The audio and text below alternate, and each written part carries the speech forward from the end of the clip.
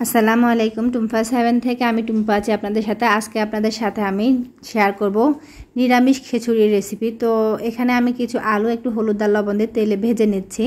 তো আজকের খিচুড়ি রেসিপিটি আমি একদমই সহজভাবে আর একদমই কম মশলা ঝটপট রান্না করে দেখাবো। এই রেসিপি দেখলে আপনি বুঝতে পারবেন যে এত সহজে খিচুড়ি রান্না করা যায়, মানে এভাবেও খিচুড়ি রান্না হয়। তো সবসময় আমরা যেটা করি এটা হচ্ছে যে কি বৃষ্টির দিনে খিচুড়ি খাই। তো আজকে যেহেতু আমি খিচুড়িটা রান্না করছি, আজকে কিন্তু বৃষ্টিটা নেই, আজকে একটু গরম পড়তেছে। গরমের ভিতরে আমার ছেলে বললো যে আমি একটু খিচুড়ি করো, একটু খিচুড়ি খাবো। তো কি আর করব, ছেলের আবদার একটু খিচুড়িও রান্না করলাম, সাথে কিন্তু একটু ডিমও ভেজেছি। তো সবটা আপনাদের সাথে শেয়ার করব। আশা করি আপনাদের ভিডিওটি ভালো লাগবে। ভিডিও ভালো লাগলে লাইক কমেন্ট শেয়ার করবেন, সাবস্ক্রাইব করে চ্যানেলের পাশে থাকবেন। আর ফেসবুক পেজ থেকে দেখে থাকলে পেজটাকে ফলো দিয়ে রাখবেন। আর আমার এরকম আরও নিত্য নতুন ভিডিও পেতে অবশ্যই অল অপশনটি সিলেক্ট করে রাখবেন। সেক্ষেত্রে আমি যখনই ভিডিও ছাড়বো এটা আপনার কাছে এর নোটিফিকেশান চলে যাবে। আর এখনই একটি লাইক দিয়ে ভিডিওটি দেখা শুরু করুন। তো আমি এখানে প্রথমে যেটা করে নিচ্ছি, সামান্য একটু সরিষার তেল আর একটু রান্নার যে রিফাইন তেলটা আছে ওই তেলটা দিয়ে দিয়েছি। আর সাথে আমি 3টা এলাচ দিয়ে দিয়েছিলাম। তো এলাচটা দিয়ে এটা একটু যখন ফ্লেভারটা বের হয়েছে তখন আমি দিয়ে দিলাম এখানে হাফ কাপ পেঁয়াজ কুচি। পেঁয়াজটা একটু ভাজা হয়ে গেলে এখানে 1 চা চামচ আদা বাটা আর 1 চা চামচ রসুন বাটা ব্যবহার করছি। এই আদা রসুনটা কিন্তু অবশ্যই আপনারা ব্যবহার করবেন, কারণ এটার কারণে যেহেতু আমি খিচুড়িতে কোনো মাছ মাংস ব্যবহার করতেছি না বা মাংস ব্যবহার করতেছি না, প্লাস ডিমও ব্যবহার করতেছি, তো সেক্ষেত্রে আদা রসুনটা দিলে এই যে কিছু দিচ্ছি না ওইটার কাভার করে আসবে, এটা সুন্দর একটা স্মেল আর ফ্লেভার আসবে। খাওয়ার সময় আপনি বুঝতে পারবেন এই সহজ খিচুড়ি রেসিপিটি যদিও সহজ, কিন্তু এটা কি মজা হয়েছে আপনি তৈরি করে খেলে তখনই বুঝতে পারবেন যে আসলে এটা কত মজা।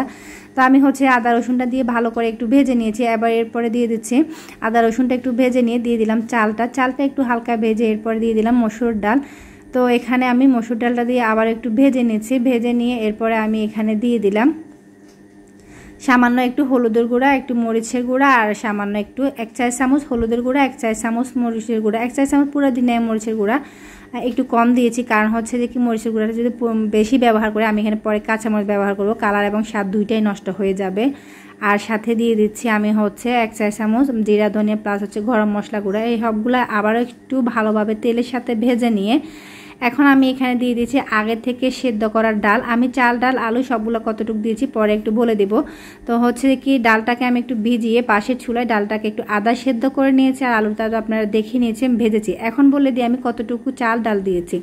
এখানে আমি 1.5 কাপ দিয়েছি চাল আর 1.5 কাপে 3 কাপ লাগবে পানি। যেই কাপে আপনি চাল দিবেন তার ডাবল পানি দিলে হবে। আজকে খিচুড়িটা আমি একটু ভেজা ভেজা খাবো, আর যেহেতু ডাল দিয়েছি ডালের জন্য একটু আমি পানিটা বাড়তি দেবো। তো সেই কারণে আমি 4 কাপ পানি দিয়ে এটাও কিন্তু আমি ফুটানো গরম করে নিয়েছি। এই খিচুড়িটা কিন্তু আমি 30 মিনিটে রান্না করেছি। তো কীভাবে ঝটপট রান্না করতে হয় আপনারা আমার এই টিপসটা দেখলে বা রেসিপিটা দেখলে আপনারাও এভাবে রান্না করে নিতে পারবেন। আমি পাশের চুলায় ডালটা সিদ্ধ করে নিচ্ছি আর পানিটা সিদ্ধ করে নিচ্ছি। সব কিছু মিলে আমার চুলার উপর সর্বোচ্চ 20 থেকে 25 মিনিট সময় লেগেছিল।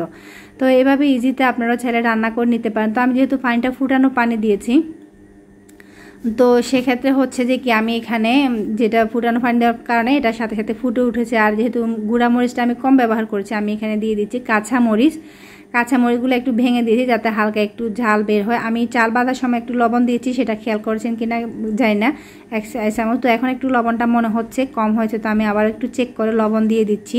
আর এখানে আমি চাল ব্যবহার করেছিলাম মেজারমেন্ট কাপের 1 কাপ, মসুর ডাল 1 কাপ, বুটের ডাল আর 1.5 কাপ চাল ব্যবহার করেছিলাম। আর চাল অনুযায়ী ডাবল পানি দিয়েছি। 3 কাপ 1.5 কাপ চালের জন্য 3 কাপ পানি। আর যেহেতু এখানে একটু ডাল আছে তো আরও আধা কাপ পানি অবশ্যই বাড়িয়ে দিতে হবে, 3.5 কাপ পানি দিয়ে দিলে হবে। আমি একটু ভেজা ভেজা খাবো যার কারণে আমি 4 কাপ পানি দিয়েছি। তো আপনারা আশা করি বুঝতে পারছেন। তো আমি এখানে যে ডিমটা ভাজবো, তো ডিমটা ভেজে নেব। ডিমটা ভাজার জন্য আমি চুলায় একটা ফ্রাই প্যান বসিয়ে দিয়েছি আর খিচুড়িটা নামিয়ে আমি ঢাকনা দিয়ে এক পাশে একটু রেখে দিয়েছি। এটা এভাবে রাখলে পানিটাও শুকিয়ে যাবে আর এটা হতে ইজি সময় লাগে আর অন্য কাজগুলো পাশাপাশি করে নেওয়া যায়। তো সেটা আপনাদের সাথে শেয়ার করতেছি, আপনারা যদি চান এবার আপনারা করে নেবেন, ভালো লাগবে। আমি এখানে একটু পেঁয়াজ আর একটু কাঁচামরিচ আর একটু লবণ মেখে নিয়েছি। মেখে এর ভিতরে দিয়ে দিলাম 3টা ডিম। ডিমটা দিয়ে আমি একটু এভাবে ভেজে নিয়েছি। এভাবে খিচুড়ির সাথে ডিম ভাজি আমার কাছে খুবই ভালো লাগে। আপনাদের কার কার কাছে এভাবে ভালো লাগে অবশ্যই আমাকে কমেন্ট করে জানাতে পারেন।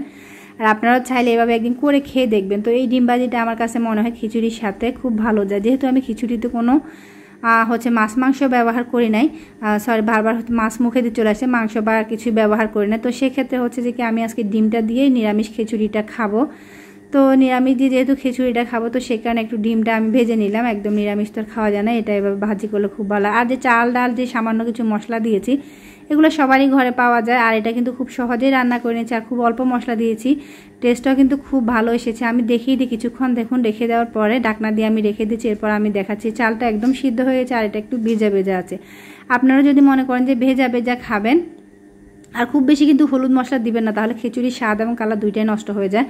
তো আমি এখানে নিরামিষ খিচুড়িটা আমার হয়ে গেছে। যদি ভিজা ভিজা খেতে চান আপনারা এটা এই পর্যায়ে রেখে দেবেন। আর যদি মনে করেন যে না আর একটু ড্রাই বা শুকনা খাবেন তো সেই ক্ষেত্রে লো আছে এরকম চেপে আমি এটা বিরিয়ানি, পোলাও, খিচুড়ি সব কিছুতে আমি এই টিপসটা ফলো করি। এটা এভাবে রেখে দিলে কিছুক্ষণ পরে যখন আপনি এটা নেড়ে দেখবেন একজন ঝরঝরে হয়ে গেছে। 5 থেকে 10 মিনিট একটু এভাবে করে রেখে দিবেন। হাতের কাছে যদি খুব বেশি কিছু না থাকে সাধারণভাবে চাল ডালের বোনা খিচুড়িটি বানিয়ে নিতে পারেন। অসম্ভব কিন্তু মজা হয়। আল্লাহ হাফেজ।